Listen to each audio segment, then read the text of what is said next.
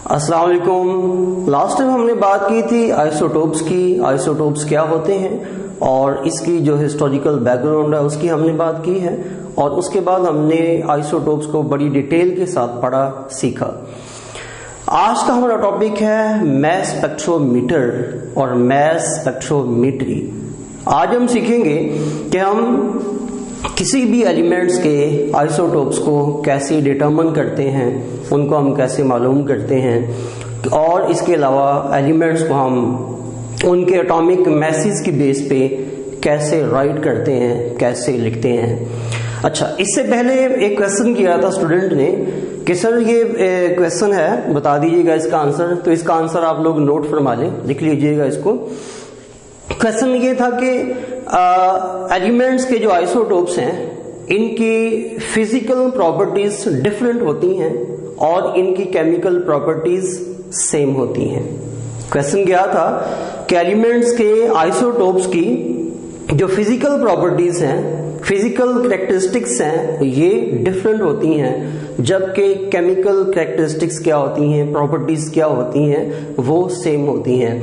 तो यहां पे इसका आंसर ये है कि एलिमेंट्स के जितने भी आइसोटोप्स हों, चाहे 2 हो, 3 हो, 4 हो, 5 हो, और 20 हो, 25 हो, 30 हो, 35 हो या 40 हो, what ever the number of isotopes. Okay, आपने हमेशा ज़हन में रखना है कि आइसोटोप्स किसी भी एलिमेंट्स के इनमें जो वेरिएशंस होती है ये सिर्फ और सिर्फ न्यूट्रॉन्स की तादाद की वेरिएशन की वजह से ऐसा होता है।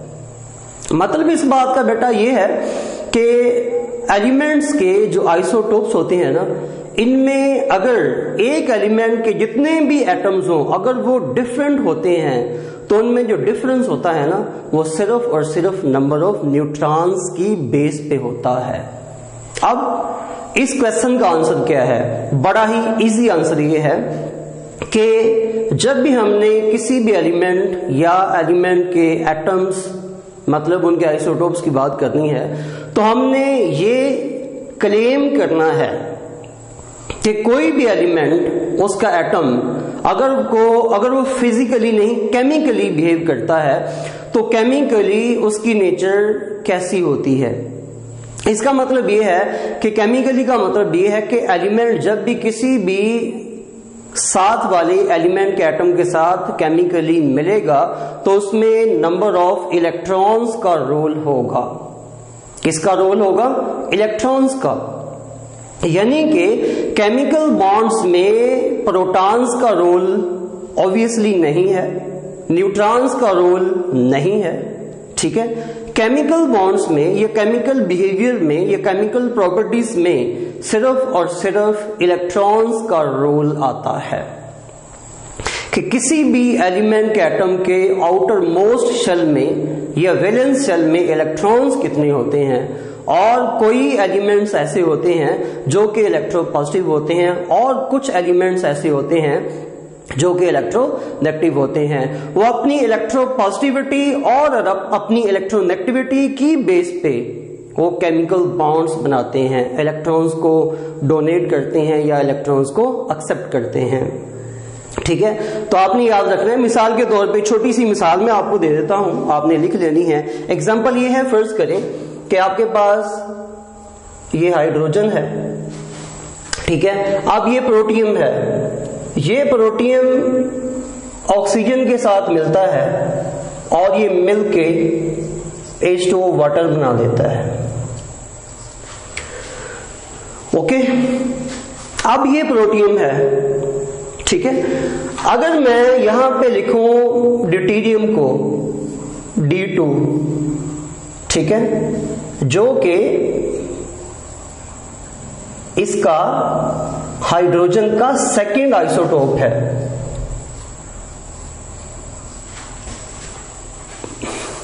बात समझ आ रही है। अब यहां पे मैंने रिएक्शन ऑक्सीजन के साथ करवाया है प्रोटियम का, और यहां मैंने ऑक्सीजन के साथ रिएक्शन करवाया है ड्यूटेरियम का, ठीक है। ये प्रोटियम हाइड्रोजन का पहला आइसोटोप है, ओके। और ये जो D2 मैंने लिखा है ड्यूटेरियम है, ठीक है, ये इस हाइड्रोजन का दूसरा आइसोटोप है, लेकिन ये है केमिकली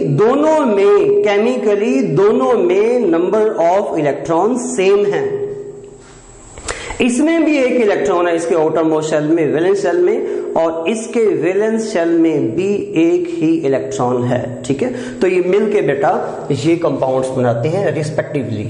ओके, तो ये है जी क्वेश्चन का आंसर कि सर फिजिकली ये डिफरेंट होते हैं, केमिकली ये सेम क्यों बिहेव करते हैं? क्योंकि अगर एक एलिमेंट के आइसोटोप बेटा नंबर्स में बहुत ज्यादा है, तादाद में बहुत ज्यादा है, तो देन आपने ज़हन में रखना है केमिकली उनका बिहेवियर क्या होगा, वो सेम होगा। आप कहोगे सर ये तो दोनों डिफरेंट हैं, आपने बोला ये केमिकली क्या होंगे, सेम बिहेव करेंगे, बेटा डिफरेंट नहीं है। ये भी वाटर है, ठीक है, ये भी वाटर है और ये भी वाटर है। फर्क ये है कि ये बेटे हैवी वाटर है, ये हैवी वाटर है, बस ये डिफरेंस है और कोई डिफरेंस नहीं है, ठीक है। अच्छा ये चलते आगे, इसको मैं रेज कर रहा हूं।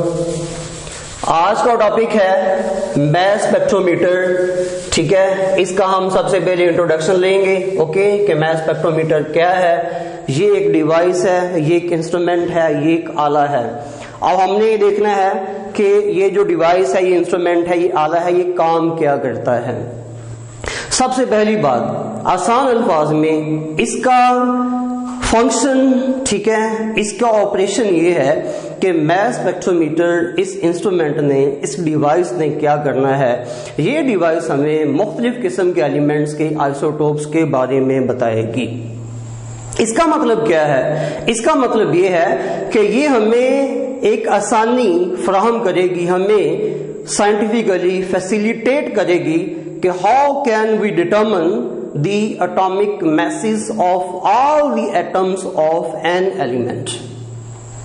How can we determine the atomic masses of all the atoms of different elements?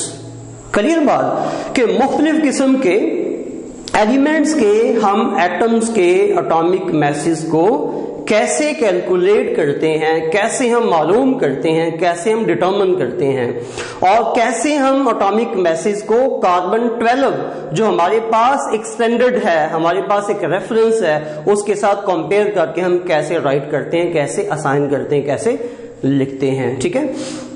तो अभी हम चलते हैं जी मैस स्पेक्ट्रोमीटर की तरफ और देखते हैं कि ये क्या होता है।